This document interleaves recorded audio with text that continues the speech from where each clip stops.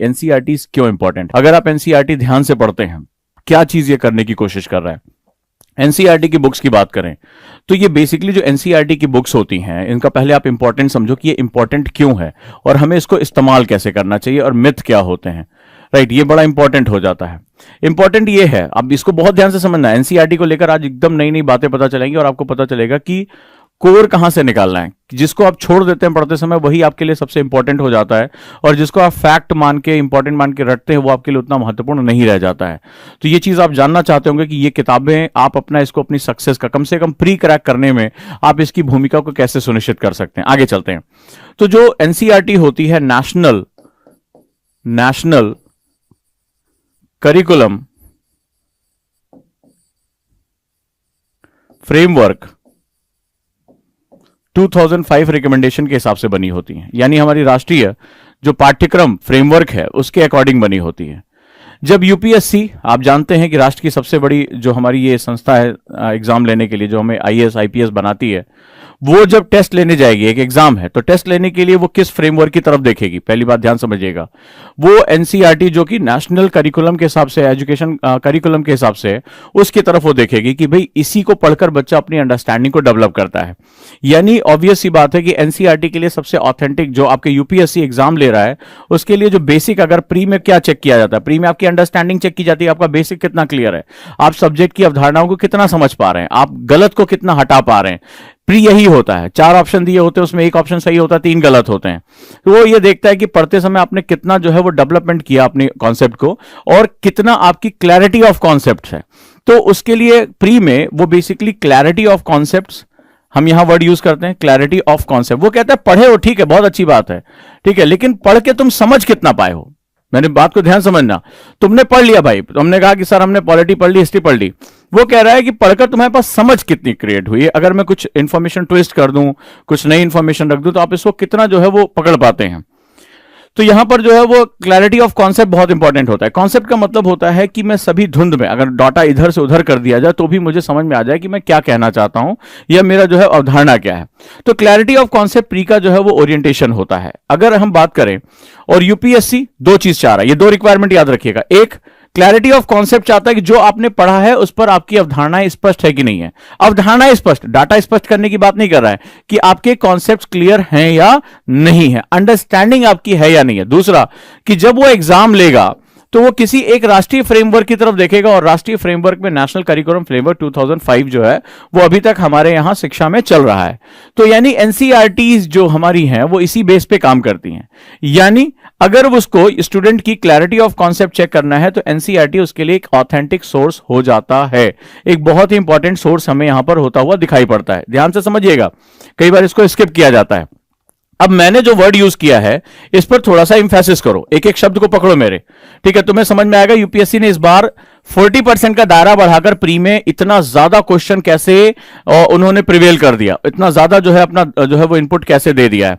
Right, तो चलिए हम यहां पर बात करते हैं क्लैरिटी ऑफ कॉन्सेप्ट्स की। क्लैरिटी ऑफ कॉन्सेप्ट्स क्या होते हैं, यानी कि अवधारणाओं की स्पष्टता किसे कहते हैं, और क्यों एनसीईआरटी मेरी मदद करने जा रहा है, और क्यों जो बिगिनर हैं या जिन्होंने इस बार प्री दिया और उनसे गलती हुई या वो नहीं क्रैक कर पाए, वो किस तरह से एनसीईआरटी का प्रयोग करके अपनी जो सफलता है उसको सुनिश्चित कर सकते हैं। तो कॉन्सेप्ट्स का मतलब क्या होता है, और क्यों एनसीईआरटी और नेशनल करिकुलम जो फ्रेमवर्क 2005 है, राष्ट्रीय जो पाठ्यक्रम हमारा फ्रेमवर्क है, वो कैसे आपको मदद करेगा, इसकी स्पष्टता आपके दिमाग में होनी चाहिए। चलिए बात करते हैं। जब हम एनसीईआरटी को देखते हैं तो इसमें हमें 2 स्पष्ट विभाजन देखने को मिलते हैं। यहां पर हमें 2 पहले से मिलते हैं कि नई वाली एनसीईआरटी पढ़ें या पुरानी वाली पढ़ें। तो इस पर मैं पहले भी चर्चा कर चुका हूं, फिर से मैं बता दे रहा हूं कि हम नई की तरफ जाएंगे। क्योंकि आपका जो यूपीएससी एग्जाम लेगा वो राष्ट्रीय फ्रेमवर्क के हिसाब से लेगा, और जो नई एनसीईआरटीज हैं जो मार्केट में अवेलेबल है, एग्जाम है, ये क्या है, एग्जाम टेस्ट हो रहा है, तो टेस्ट नॉलेज का किया जाता है ना, अंडरस्टैंडिंग का किया जाता है, और अंडरस्टैंडिंग के लिए मेरे पास एक पाठ्य पुस्तक होनी चाहिए, मेरे पास एक पढ़ने की किताब होनी चाहिए। तो अगर पुरानी आपको फोटोकॉपी दुकानों में मिलेगी, वो आपको स्कूलों में तो नहीं दी जा रही है ना। तो यहां पर आपको क्या करना होगा कि इसका मतलब है कि वो किस पे इंफेसिस करेंगे, वो न्यू एनसीईआरटी पर इंफेसिस करेंगे कि जो नई अंडरस्टैंडिंग है। अब पहले यह समझिए कि नई एनसीईआरटी और पुरानी एनसीईआरटी में क्या फर्क आता है। जब आप न्यू एनसीईआरटी जाते तो वो बेसिकली संस्थाओं, इतिहास, भूगोल में होने वाले विकास के क्रम तथा उन पर होने वाले प्रभाव, मेरी बात को ध्यान समझिएगा, एक तो विकास का क्रम, sequence of development and there effects, और उनके होने वाले प्रभावों के बारे में क्वेश्चन ज्यादा से ज्यादा रहा है। समाज पर प्रभाव, पर्यावरण पर प्रभाव, हमारे ऐतिहासिक लेखन पर प्रभाव, समाज संस्कृतियों पर प्रभाव, इनका एक बहुत बड़ा व्यापकता होती है। विकास का क्रम, क्योंकि हम एक लोकतंत्र के रूप में, हम एक राष्ट्र के रूप में हम लगातार डेवलप हो रहे हैं, हम लगातार आगे बढ़ रहे हैं। इस बात को समझिएगा। अगर आज की क्लास आपको मेरी समझ में आ गई तो आपको यूपीएससी का ओरिएंटेशन समझ में आ जाएगा, आपको आसान हो जाएगा चीजों को करना। अब यहां मैं जो आज बात करने जा रहा हूं आपके लिए बहुत इंपॉर्टेंट हो सकती है, बहुत कोर इशू तैयार हो सकता है। यानी कि जो सीक्वेंस ऑफ डेवलपमेंट है एंड द इफेक्ट्स, ये बड़ा इंपॉर्टेंट हो जाता है। तो ये जानना हमारे लिए बहुत ही इंपॉर्टेंट हो जाता है किसी भी सेगमेंट में।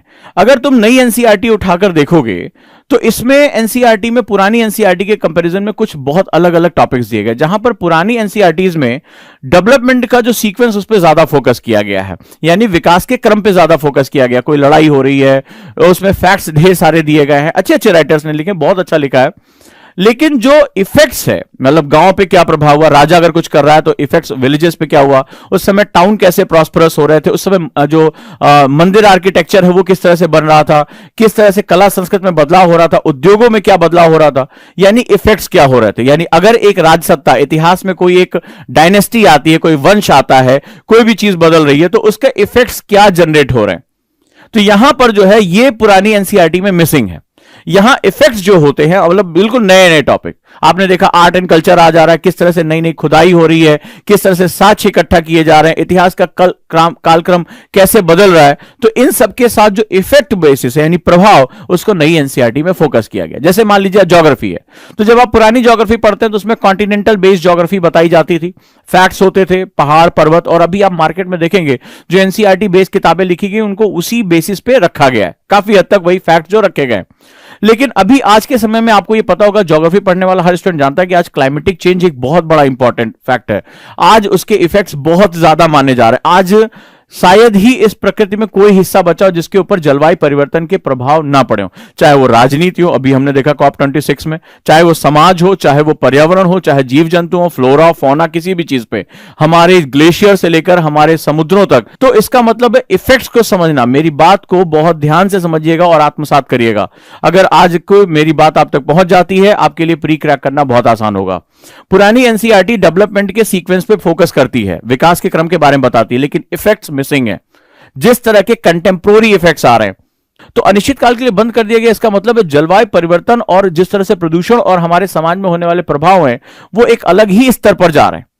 एक बहुत बड़ा मुद्दा बनता चला जा रहा है। वैश्विक स्तर पर जो है इतने बड़े बदलाव हो रहे हैं, तमाम जीव जंतु विलुप्त होते चले जा रहे हैं, इंडेंजर्ड कैटेगरीज रेड लिस्ट में बढ़ती चली जा रही है।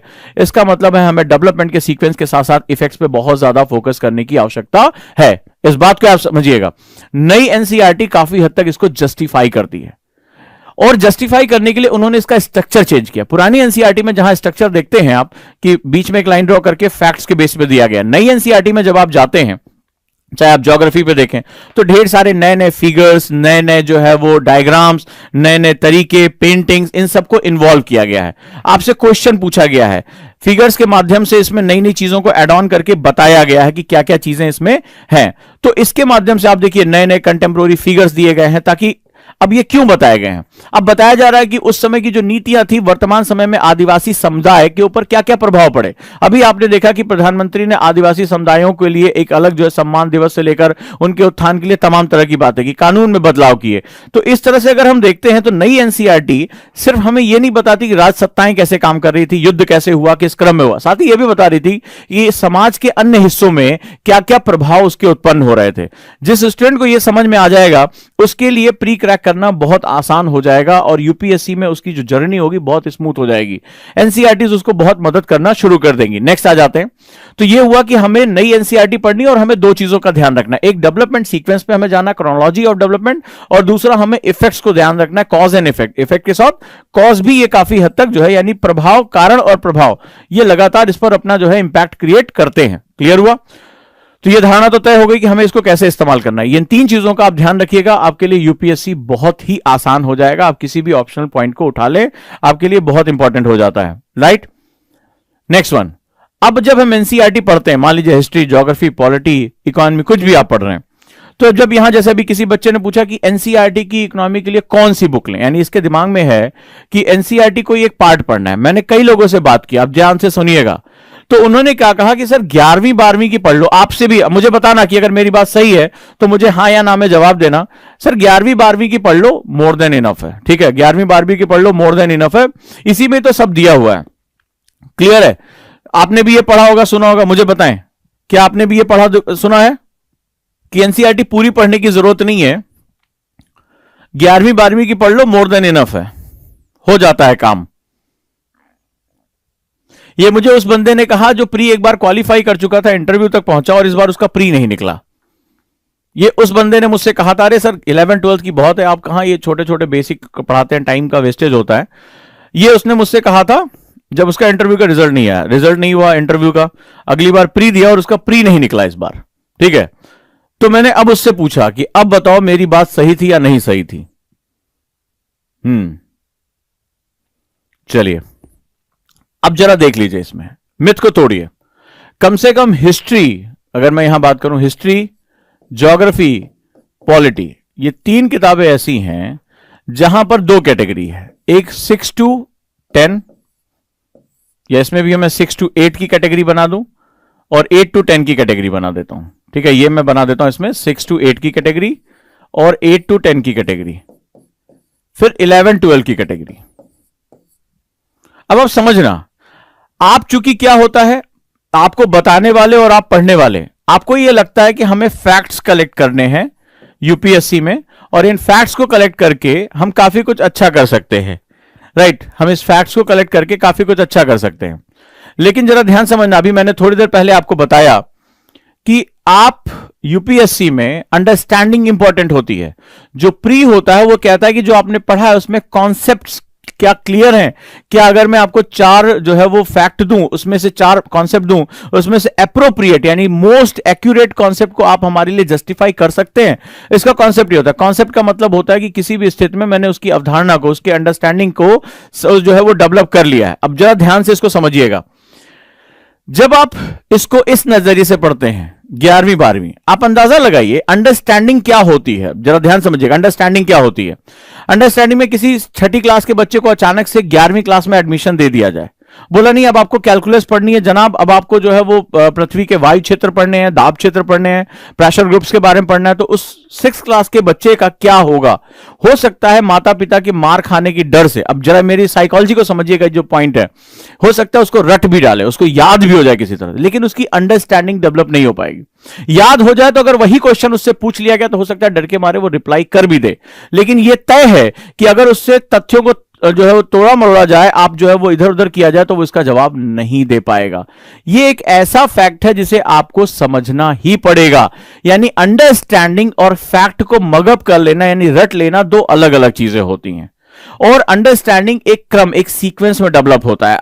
आपके साथ अगर मैं आपसे कहूं, जैसे मान लीजिए आप में से कई बच्चे इसमें मुझे सुन रहे होंगे जो भी अंडर ग्रेजुएट होंगे, ठीक है, या अभी 11 12th में होंगे, अगर अचानक से मैं उन्हें ऑप्शनल की बहुत भारी भारी किताबों के नाम बता दूं, दे दूं, ठीक है, तो वो क्या होगा, घबरा जाएंगे, क्योंकि अभी उनका उससे कोई भी परिचय नहीं हुआ है। लेकिन अभी किसी सीनियर बच्चे को तो उसके लिए वो आसान होगा। तो इसका सीधा सा मतलब होता है कि हमें एक सेगमेंट, एक जो है वो चीजें डेवलप करने में टाइम लगता है।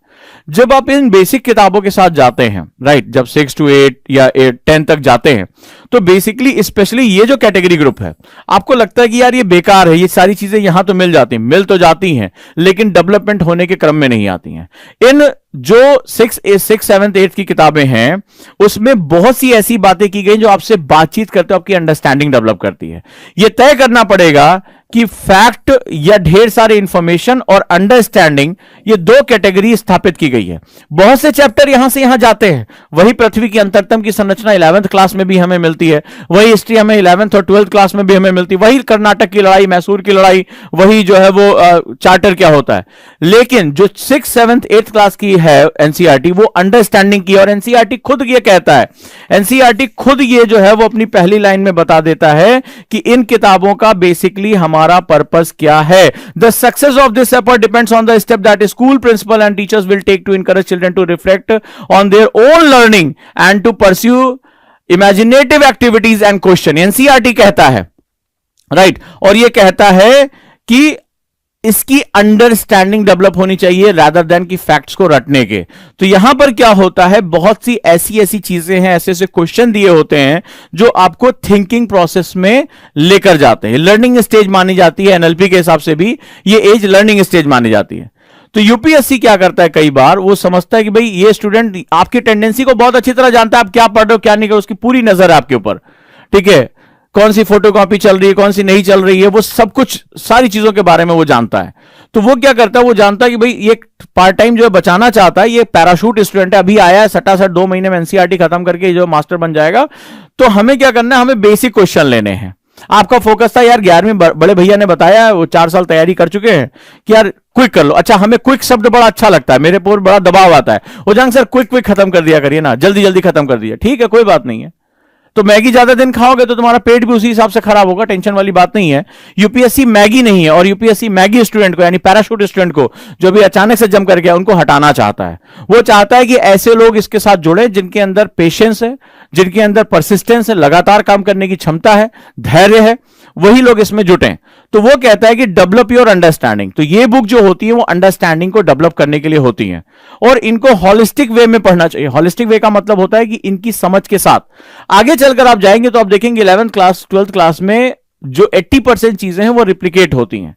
लेकिन चूंकि आप अपनी अंडरस्टैंडिंग को डेवलप कर चुके हैं, आप वहां तक पहुंच चुके हैं, तो वो आपके लिए बहुत ज्यादा इंपॉर्टेंट हो जाता है, बहुत ही महत्वपूर्ण हो जाता है। रेडी, यहां पर आप समझ गए। तो अब आपको क्या करना है, नई एनसीईआरटी या पुरानी एनसीईआरटी? नई। नई क्यों? क्योंकि आपको क्रोनोलॉजी ऑफ डेवलपमेंट जानना है। अगर आप नहीं जान पाएंगे तो कभी अंडरस्टैंडिंग समझ ही नहीं पाएंगे।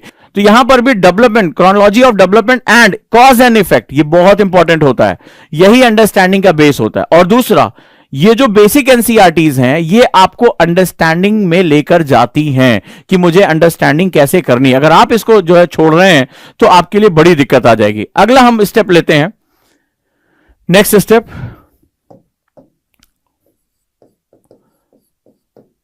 जब आप इसको पढ़ें तो इसको हॉलिस्टिक वे में पढ़ें, और हॉलिस्टिक के साथ BTL, between the line. BTL का मतलब होता है कि इसमें आशय को समझना। आशय मैंने पहले बताया था, जैसे पीके ने कहा था कि आई लव फिश, तो इसका मतलब ये नहीं कि आप फिश को बहुत प्यार करते हैं, इसका मतलब आज लंच या डिनर में मछली खाई जाएगी। आशय बड़ा इंपॉर्टेंट होता है। जो आशय का मतलब होता है कि रेफरेंस क्या है इसका, ये यूपीएससी रेफरेंस के लिए जाना जाता है। जनरली क्या होता है कि जब हम इसको लाइन बाय लाइन पढ़ने शुरू कर देते हैं तो हम इसको सोचते हैं कि फैक्ट्स का हम नोट्स बना लेंगे और हम याद कर लेंगे।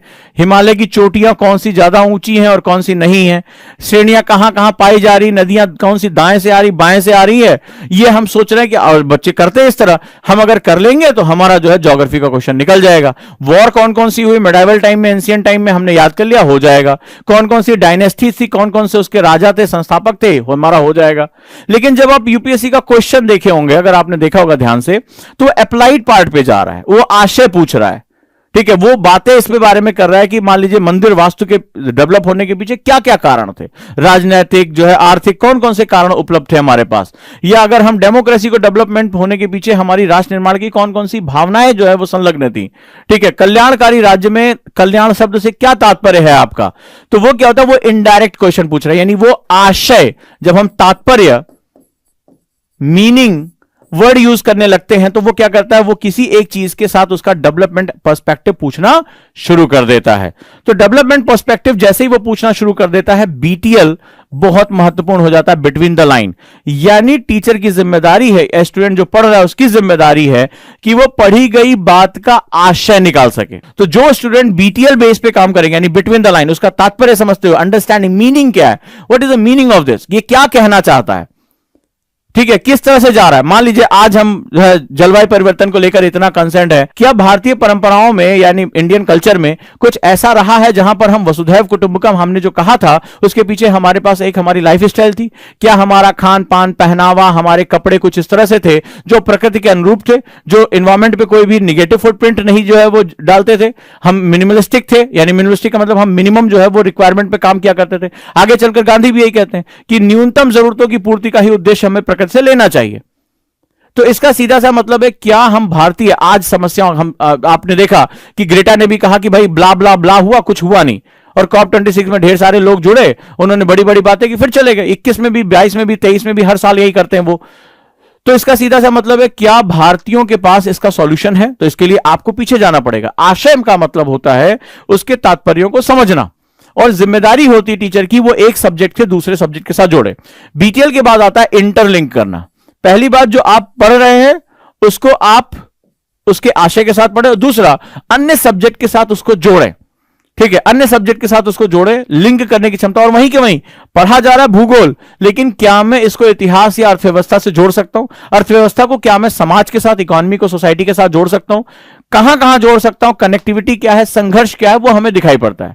तो दूसरा होता है इंटरलिंक, और तीसरा होता है एनसीईआरटी खुद अपने आप में 2000 से ज्यादा पेजेस। जब ये सारी किताबें इकट्ठा करोगे तो तुम्हें इतना भारी बंडल दिखाई पड़ेगा। अब प्रश्न है कि इतना भारी बंडल, इतनी ढेर सारी इंफॉर्मेशन, इसमें भी ढेर सारी अंडरस्टैंडिंग, उसको लेकर कहां है? तो उसके लिए आप क्या करते हैं? उसके लिए सिंपल, आपके पास एक स्मार्ट नोट मेथड होना चाहिए। स्मार्ट नोट्स मेथड होना चाहिए। क्यों? ये 2000 से ज्यादा पेजेस, जब तुम 56 से ज्यादा किताबें इकट्ठा करते हो और जब इनका गट्ठर लगाते हो, किसी दिन एनसीईआरटी का गट्ठर लगाना उठती नहीं है आसानी से, तो इतना इंफॉर्मेशन दिमाग में आएगा कहां से? कैसे हम भरेंगे? ठीक है, किस तरह से करेंगे कि हमें इसको बार बार रिवाइज करना होगा। क्यों? क्योंकि अंडरस्टैंडिंग करने के लिए, इंटरलिंक करने के लिए जो रिवीजन होता है वो सबसे इंपॉर्टेंट शर्त है। अगर जो रिवीजन नहीं कर सकता वो जोड़ ही नहीं पाएगा, वो क्लिक ही नहीं करेगा। जो बीटीएल नहीं जानता वो कभी भी इंटरलिंक नहीं कर सकता, और जो इंटरलिंक नहीं कर पाएगा वो एक सब्जेक्ट को दूसरे सब्जेक्ट के साथ जोड़कर उसका जो है वो तात्पर्य नहीं निकाल पाएगा। तो अगला होता है स्मार्ट नोट मेथड। इस तरह से एनसीईआरटी पढ़ी जाती है। ये होता है एनसीईआरटी पढ़ने का बिल्कुल सही मेथड, यानी बिटवीन द लाइन, यानी कि जो आशय समझते हो, इसकी मीनिंग को समझते हो, कहना क्या चाह रहा है। अब एक पेज लिखा हुआ है लेकिन मेरे लिए 2 वर्ड ही बहुत इंपॉर्टेंट है, 2 कॉन्सेप्ट बहुत इंपॉर्टेंट है, हो गया मेरा काम। दूसरा इंटरलिंक करना, मेरा एक सब्जेक्ट दूसरे सब्जेक्ट का लिंक कैसे कर सकते। इस बार इकोनॉमी का क्वेश्चन देखिए आप, इकोनॉमी का कोर इकोनॉमी का क्वेश्चन लेकर उन्होंने कीन्स इकोनॉमी के साथ जोड़ा, उन्होंने वेलफेयर इकोनॉमिक्स के साथ जोड़ा, उन्होंने सोशल इकोनॉमिक्स के साथ जोड़ा। कितना उन्होंने जो है इंटरलिंक किया इधर से उधर, राइट। और स्मार्ट नोट मेथड, जैसे हम लोग पढ़ाते समय LWMI मेथड का यूज करते हैं, less word more information method. एक ऐसा मेथड जिसके बाद शुरुआत में जब बच्चे आए तो उनको थोड़ी दिक्कत हुई, लेकिन जब सीख गए वो, तो अब वो इसी के ही पारंगत हो गए। उनको यही मेथड मैं पूरा पढ़ाता ही हूं। आज भी एक ऐसा टीचर जो खुद अपने हाथ से नोट्स बनाता है और पढ़ाता है, वो LWMI मेथड हमने यहां डेवलप किया। So this is very important. ये 3 चीजें याद रखिएगा अगर आप एनसीईआरटी के मास्टर बनना चाहते हैं। अगर आप जो है वो प्री में 50% क्वेश्चन को हिट करना चाहते हैं, यानी कि आप लगभग प्री निकालने की स्थिति में होना चाहते हैं, तो आपको एनसीईआरटी सिर्फ एक बुक नहीं पढ़ना, आपका पूरा विमर्श रहता है एनसीईआरटी पढ़नी है कि नहीं पढ़नी है। तो यहां पर आपको क्या करना है, बीटीएल मेथड, ठीक है, राइट, बीटीएल मेथड, इसके बाद इंटरलिंक करना, इसके बाद स्मार्ट नोट मेथड, यानी कि LWMI, TM जो हम लोग थॉट मैपिंग सिखाते हैं, नोट आर्ट सिखाते हैं, वो चीजें आपके साथ होनी। जब ये तीनों चीजें मर्ज करोगे, एनसीईआरटी तुम्हारे प्री को क्रैक करने में तुम्हारे साथ कंधे से कंधा मिला लेगा। अदरवाइज ये इंफॉर्मेशन का इतना बड़ा बंडल है जिससे आप कभी भी आप बाहर नहीं निकल पाओगे। इन किताबों में एक खास बात लिखी गई है, ध्यान से पढ़ना, और ये जरूरी भी है। एनसीईआरटी उठाने वाले हर व्यक्ति का उत्तरदायित्व इसको पढ़े। These aim imply considerable change in the school routines and mode of functioning. NCERT कहता है flexibility in the daily timetable is as necessary as rigorous in implementing the annual calendar, so that a required number of teaching days actually devoted to the teaching. और ये कहता है कि इसके बाद ये कहता है कि हम यहां कोशिश कर रहे हैं कि बच्चे जो है वो अपनी सोचने की क्षमता में जा सकें। कहता है कि हम केवल रॉट लर्निंग नहीं कराना चाहते कि आप केवल एकेडमिक बुक पढ़ो, आप अंडरस्टैंडिंग करो। और एनसीईआरटी की किताबें एक्चुअली में आपको अंडरस्टैंडिंग की तरफ लेकर जाती हैं। ये इस एग्जाम का एक पर्पस है, ये नेशन बिल्डिंग प्रोसेस है, एक राष्ट्र निर्माण की प्रक्रिया है। और जब आप सोचोगे ही नहीं, आप केवल एग्जाम के भय से नहीं निकल पाओगे, तो कभी भी आप राष्ट्र की ना तो चुनौतियां समझ पाओगे और ना ही उसके समाधान के लिए अपने आप को प्रेरित कर पाओगे। एलियन नहीं आएगा इस राष्ट्र का समाधान करने, ये हमें और आपको मिलकर करना है, लेकिन हम तब कर पाएंगे जब अपने राष्ट्र की समस्याओं को लेकर हमारे अंदर चेतना होगी, अवेयरनेस होगी। तो ये बड़ा एक डेप्थ की बात होती है कि हमें हमारी शिक्षा को एक मकसद देना है, और कम से कम जो लोग यूपीएससी की तैयारी कर रहे हैं या जो यूपीएससी की तैयारी का सपना देखना चाहते हैं, उनसे मेरा निवेदन है, उनसे मेरा आग्रह है, रिक्वेस्ट है कि वो अपने अंदर राष्ट्रीय चेतना को जरूर लेकर आए, क्योंकि ये सर्विस तुम्हें संविधान के अंतर्गत इतनी शक्तियां देती हैं कि तुम हजारों लाखों की जिंदगियों में बहुत बड़ा चेंज लेकर आ सकते हो। लेकिन वो चेंज की शुरुआत तुम्हारे अंदर से होनी चाहिए, तुम्हारे अपने विचारों में तुम्हारे नेशनल बिल्डिंग प्रोसेस होना चाहिए। एक जो राष्ट्र निर्माण, तुम्हारा योगदान क्या होगा ऑफिसर बनके, इस शक्ति का प्रयोग कैसे करोगे लोगों की जिंदगी को पॉजिटिव करने में, हमेशा इसका ध्यान रखना। और एनसीईआरटी को इसी रूप में पढ़ना, BTL, interlink and smart note method. NCERT आपका हो जाएगा और एनसीईआरटी प्री को निकालने में आपको कोई भी हिचक नहीं होगी।